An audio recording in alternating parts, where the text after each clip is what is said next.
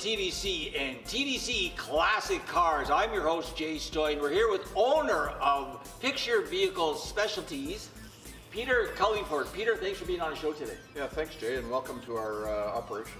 This is so exciting. Look at the ambiance. Look at the view we have the Charger, we have military. What we're going to do later on in the show is we're going to take a tour through Peter's lot. He does all the cars for the film and television industry. So again, we're here at Picture Vehicle Specialties with owner Peter Cullingford. Peter, again, I want to thank you for having us here today. Yeah, no, it's great having you guys out. And I think a lot of people don't know what goes behind the scenes for these shots and things. They don't. We're going to get into in-depth behind the scenes. What I want to do is first introduce you and sort of transition. I know you were a police officer for 30 years, so thank you for your service. Yeah, thanks, Jay. We love the cops. We love the blue. So we love the cops. I want to thank you. But what I wanted to do is sort of maybe transition from you being a police officer, which actually in another episode we're going to talk about all the mental health issues attached to being a police officer, because I know there's many. So again, I thank you for that. So let's transition how you went from being a 30-year veteran police officer to owning this wonderful car lot here. So take it away, Peter. Yeah, it wasn't an overnight thing. This is about a 15-year process to get to this point. I would say in the mid-2000s, with holidays and things, I'd travel over to Europe and spend some time there. And when I was there, I purchased a military ambulance. It was a Mercedes truck, and somebody had converted it to a camper. And so on my holidays, I'd travel over to Europe and get in the truck and drive around all over the place, go to Italy and France. And that was for fun. And that was for fun, yeah. Yep. Spend a few weeks doing that. And but as time went on, the fuel prices started to climb, and it wasn't the most fuel efficient vehicle. So I decided to ship it to Canada. And I was working on a film set one night as a police officer, and someone said, I was telling them about this truck, and they said, you should show them this truck. They'd probably be able to use this in film. And at the time, they were just starting up to film a Marvel show. It was The Hulk with Edward Norton. And so I went and saw the production, and the person who would be in charge of the picture car program would be the picture car coordinator. So that person is hired by the studio to be in charge of the cars for the show and the look of what they want for the show. And so then, went in and saw them, and they're like, yeah, we could use that vehicle. It would be great. We'll make it look like a military truck or something. And so they ended up renting it for a couple of months from us. That's like right time, right place, but not even something that you plan to do. Like, wow, serendipity. How crazy is that? Yeah, no, totally not on the radar to do something like that.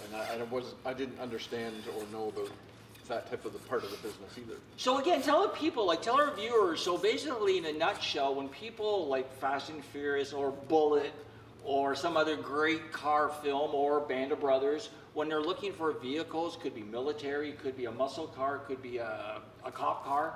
Yeah. That's what they do. They call you, and then, so take us through the process of how that works. So they go through their scripting, and some like they'd be looking at what vehicles to fill the parts, just like an actor would. Okay. And some movies will have a character car. For example, Bullet had the '68 Charger, and this one we'll talk about this one. Yeah. This was actually a '69, but pretty close. It's very close, yeah.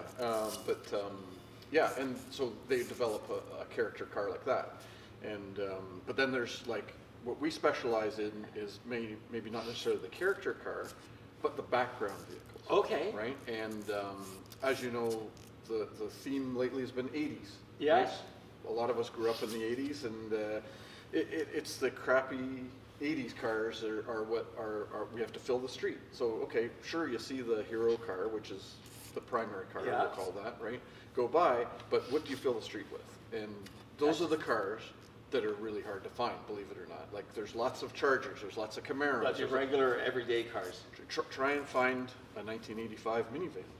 Really? Like next to impossible. Well, I know you have a Fiero behind. Yeah, or things like that. Yeah, right. It's so my job is to find and supply to fill in the background cars, or in our case, it's better to own the vehicle so we can modify it as per need.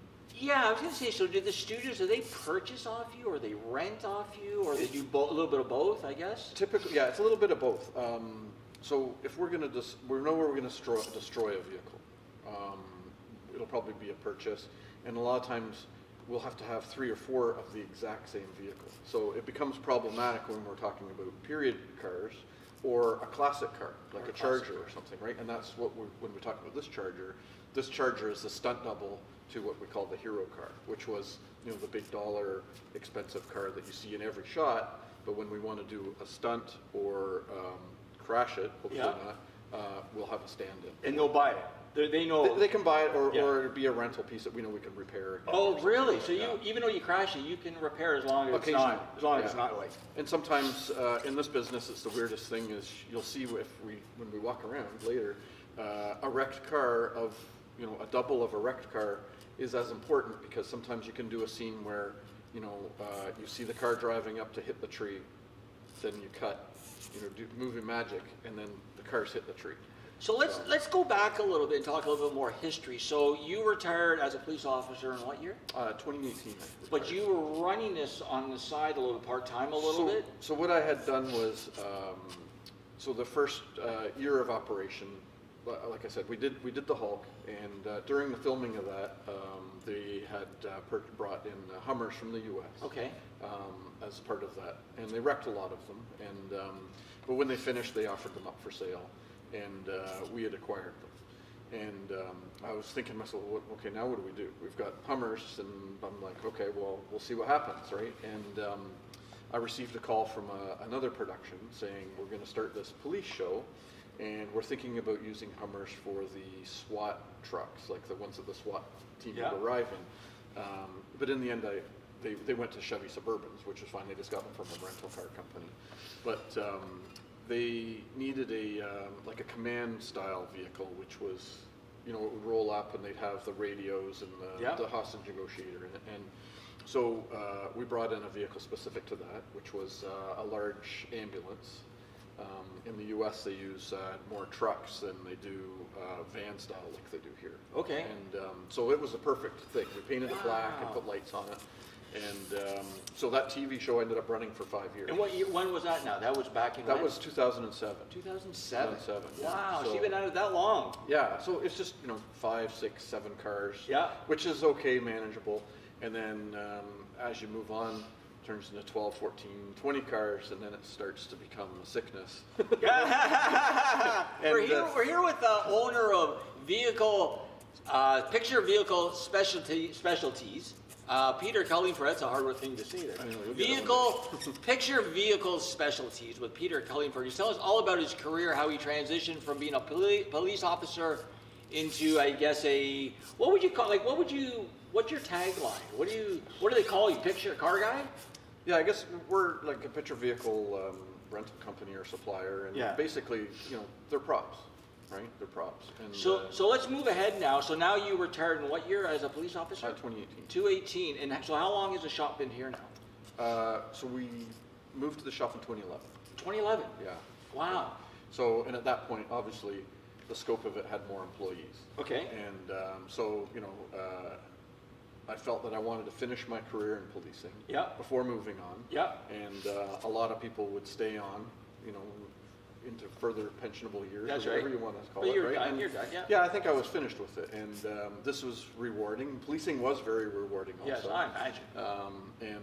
But you know, there's a lot of stress in that career. There's a lot of stress in this as well. There's a lot of pressure for, you know, timelines, and you know, even though this is you know, an 80s car, it has to perform like a new car. Why don't you hold that thought? Because I'd like to take a break. I think we're going to take a break. And we're going to come back, and I'm going to just talk details about the day-to-day operations of your lot. How's that? Yeah, of course. That sounds good. Okay, you're watching the Disability Channel. You're watching our debut show, TDC Classic Cars. We're here with the owner, Peter Cullingford of Picture Vehicle Specialties. There you go. Stay tuned, and we'll be right back after this short commercial message.